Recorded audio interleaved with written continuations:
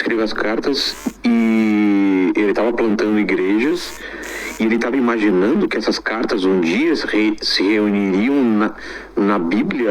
Como que é? Como estava sendo? Existia um Novo Testamento já? Estava em formação. Veja bem, a revelação de Deus, ela é progressiva.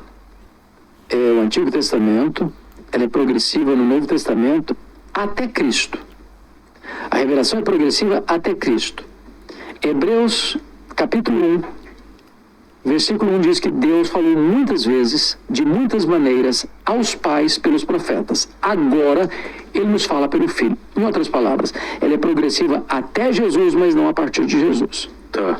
Mas, no tempo de Paulo e Pedro, já tinha consciência. Eu vou te mostrar isso aqui na segunda carta de Pedro. Já tinha-se consciência que o que Paulo escrevia já tinha o peso canônico. Ah, é? Olha que coisa interessante. 2 de Pedro 3,15. E tende por salvação a longanimidade de nosso Senhor, como igualmente o nosso amado irmão Paulo vos escreveu, segundo a sabedoria que lhe foi dada, ao falar acerca destes assuntos, como de fato costuma fazer em todas as suas epístolas, nas quais há certas coisas difíceis de entender, que os ignorantes e instáveis deturpam, como também deturpam as demais escrituras.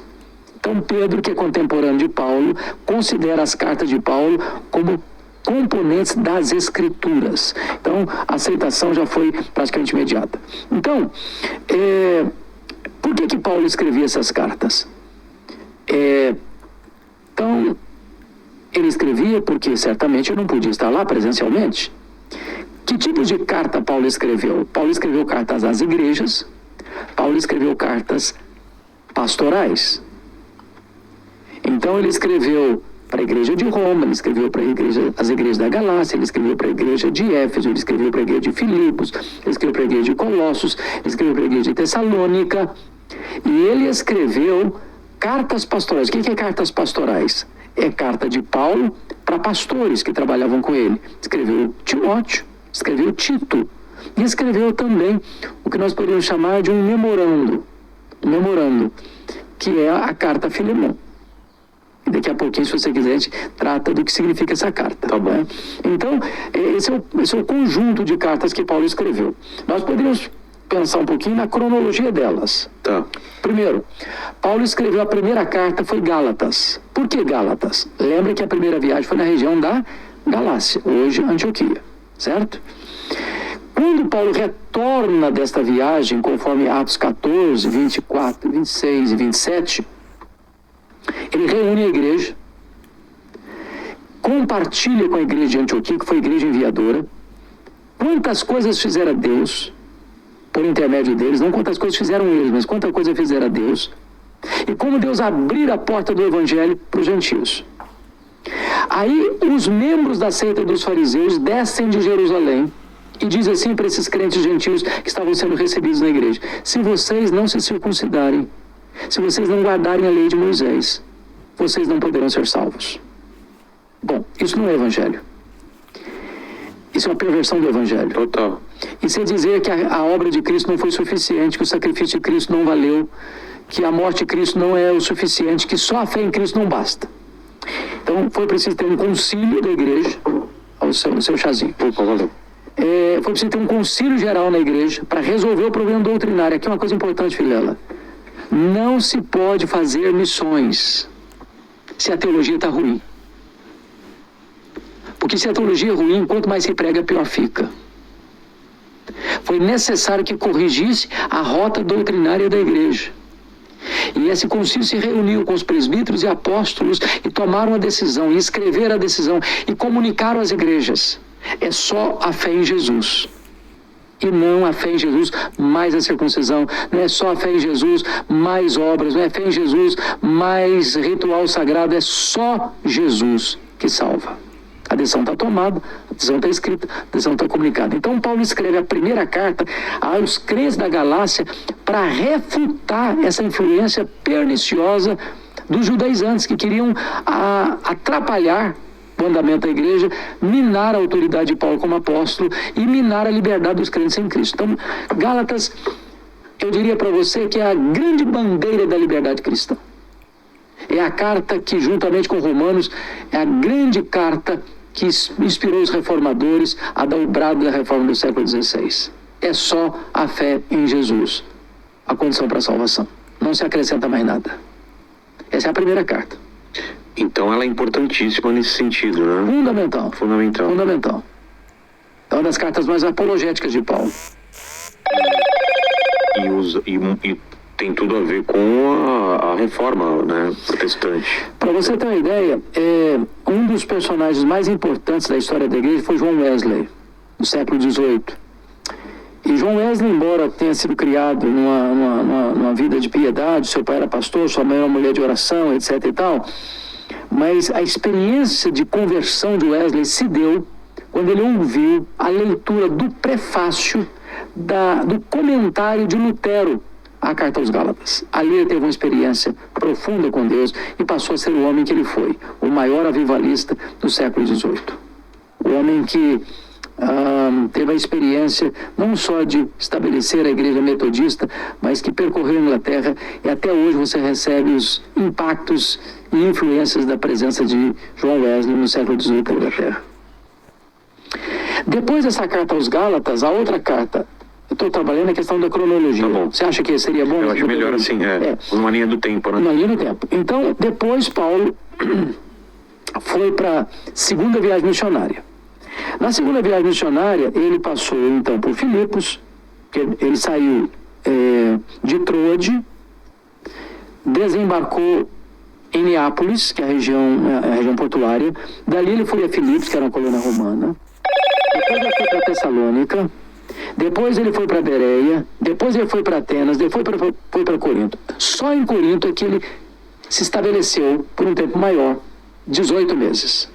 De Corinto, que fica...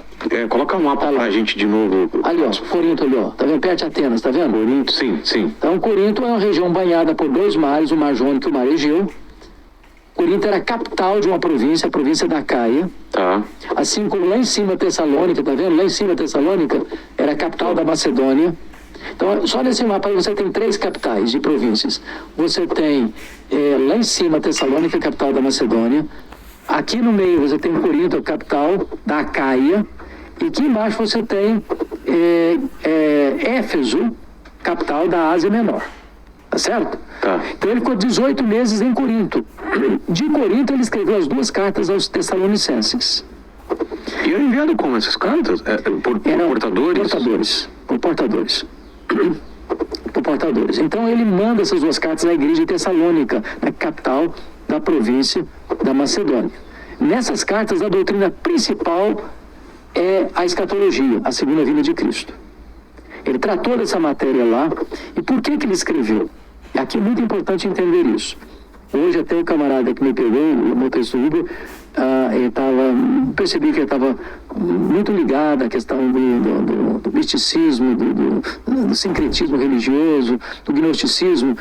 E é importante entender isso, porque Tessalônica é uma cidade grega. É a região de Filipe da Macedônia, de Alexandre o Grande. Mas toda uma carga da cultura grega. Então você se lembra que quando Alexandre o Grande dominou esse grande império greco-macedônio, ele espalha a cultura grega, a cultura helênica, né? A língua grega. E qual era a base da cultura grega? Qual era a essência do pensamento grego? Era o chamado dualismo. O que é o dualismo grego? O grego acreditava que a matéria que você pega, esse copo, por exemplo, você está pegando e vendo, Sim. A matéria para o grego era essencialmente má. Tudo que é material Tudo que é material é ruim. É ruim. Por isso que ele não acreditava na criação, nem na encarnação, nem na ressurreição. O espírito invisível e material era essencialmente bom. Com isso, os gregos entendiam que a morte era um prêmio. Por quê? Porque a alma, que é invisível e material, estava presa num claustro, numa masmorra chamada corpo, que é material, é mau. Então, quando uma pessoa morria, na cabeça do grego, a alma, que é imaterial, que é pura, ela é liberta dessa prisão. Então, para eles, pensar em ressurreição era um contrassenso. Porque era pensar que aquela alma que fora liberta na morte, voltaria ao claustro, à prisão do corpo. Então, esse pensamento grego entrou na igreja tanto de Tessalônica, que era uma cidade grega, quanto Corinto, que também era uma cidade grega. É por isso que Paulo trata em ambas as cartas sobre a questão da ressurreição da segunda vinda de Cristo. Porque era importante para corrigir. Falar para eles. Por quê? Porque os gregos estão errados. A matéria não é má. O nosso corpo, ele não é mau. Ele não é mau essencialmente. Essencialmente. O problema do corpo, por exemplo, foi Deus quem criou o corpo. O nosso corpo é redimido. Claro. E o nosso corpo vai ressuscitar. Então a matéria não é má. Isso é um pensamento equivocado. É por isso que os gregos imaginavam que Deus não pode criar. Na cabeça dos gregos, o Deus verdadeiro tinha eons, ondas. Esses íons de Deus vão se distanciando de Deus, distanciando de Deus, distanciando de Deus. Então, aquele íon lá no final, que não tinha mais nada a ver com esse Deus original aqui, é que criou. Porque se a matéria é má, ela não pode ter sido criada por um Deus que é bom. Ah, tá. Eles negavam a divindade de Cristo. Por que negavam a divindade de Cristo? É por isso que João escreveu o Evangelho, para provar que Jesus é Deus. Por quê? Porque os gregos não podiam imaginar que Jesus... Ele encarnou. Se ele encarnou e a matéria é má, então não pode ser bom. Se não pode ser bom, não pode ser Deus. Então negava a divindade de Cristo. Entendi. Então João escreve para dizer, não, a matéria não é má, e o Verbo eterno se fez carne e habitou entre nós, cheio de graça e de verdade, vimos a sua glória como do vento do Pai. Então as cartas aos Tessalonicenses são escritas para corrigir esse problema da influência da cultura grega, do helenismo dentro das igrejas. Helenismo é a cultura grega. Cultura grega, exatamente. Então a gente vai perceber que cada carta trata de assuntos que eram pertinentes para aquela região. Exatamente. Os problemas que tinham. Tá? Paulo, via de regra, ou escrevia para responder alguma pergunta que era feita, ou escrevia para instruir a igreja acerca de alguma coisa que ela precisava. Ou escrevia também para alertar a igreja da influência perniciosa dos falsos mestres, dos falsos profetas, dos falsos apóstolos que itinerantemente tentavam explorar as igrejas. E via de regra os falsos mestres estavam atrás do dinheiro do povo, não se importando com a vida espiritual do povo.